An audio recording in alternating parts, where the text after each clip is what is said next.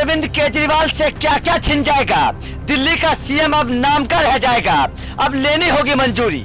अब केजरीवाल नहीं कर पाएंगे ये दो काम। शाह ने दिल्ली में केजरीवाल पे लगा दी लगाम। अब पहले गिड़गिड़ाएंगे फिर अपना काम करवाएंगे। अब बहुत जल्दी गिरने वाली है दिल्ली सरकार। केजरीवाल नहीं बच पाएंगे इस बार। पूरा प्लान है तैयार, बुरे फंसने वाले हैं केजरीवाल। जी हाँ, संसद में इस वक्त दिल्ली पर जोरदार बहस देखने को मिल रही है। जिस तरीके से चर्चा आगे बढ़ रही है उसके बाद हर किसी के जहन में सवाल है कि इस अध्यादेश आने के बाद क्या बदलेगा, केजरीवाल को इसके बाद क्या नुकसान होगा और दिल्ली की जनता को इसका क्या फायदा होगा। तो चलिए आपको इस अध्यादेश के होने वाले बदलावों के बारे में पूरी जानकारी देते हैं। पहले बीजेपी का आरोप सुनाते हैं, फिर आपको बताएंगे कि इस अध्यादेश के आने के बाद केजरीवाल से क्या क्या छिनने वाला है। केजरीवाल की ताकत आधी होने वाली है। दरअसल बीजेपी का दिल्ली सरकार पर आरोप है कि दिल्ली सरकार ने लोगों की चिंता करने की बजाय दिल्ली सरकार के सतर्कता विभाग में फेरबदल करने शुरू कर दिए थे। यहाँ पर यह समझना जरूरी है कि ये वही विभाग है जहाँ दिल्ली सरकार की कई सारी संवेदनशील फाइलें पड़ी हैं।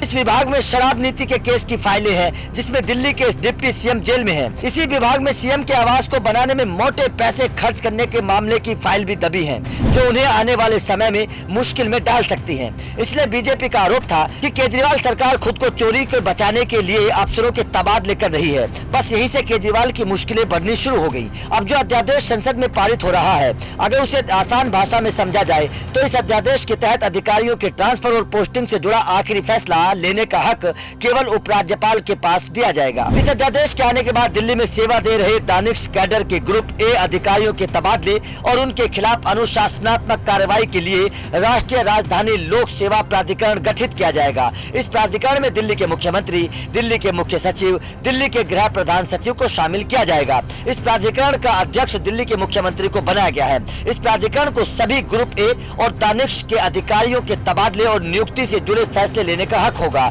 लेकिन आखिरी मोहर लगाने की ताकत केवल दिल्ली के उपराज्यपाल के पास होगी। यानी कि अगर किसी मामले पर उपराज्यपाल को इस प्राधिकरण का लिया फैसला ठीक नहीं लगता तो उसे बदलाव कर वापस लौटा सकते हैं। फिर भी अगर मतभेद जारी रहता है तो अंतिम फैसला उपराज्यपाल का ही माना जाएगा।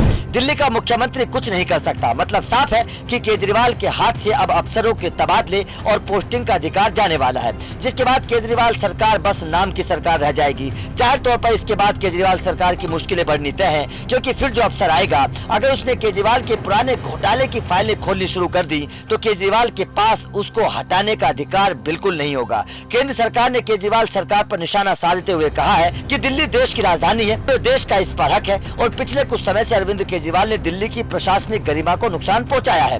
कई महत्वपूर्ण राष्ट्रीय और अंतर्राष्ट्रीय संस्थान और अथॉरिटी दिल्ली में है। कई संवैधानिक पदाधिकारी जैसे सभी देशों के राजनयिक दिल्ली में रहते हैं और अगर कोई भी प्रशासनिक भूल होती है तो इससे पूरी दुनिया में देश की छवि धूमिल होगी। इसलिए बदलाव करना जरूरी है। खैर, संसद में पास हुए इस अध्यादेश के बाद साफ तौर पर देखा जाए तो केजरीवाल सरकार की उल्टी गिनती शुरू हो गई है। तो आपका इस अध्यादेश को लेकर क्या कहना है? क्या आपको लगता है कि इस अध्यादेश के आने के बाद केजरीवाल सरकार की मुश्किलें बढ़ेंगी? कमेंट करके जरूर बताएं।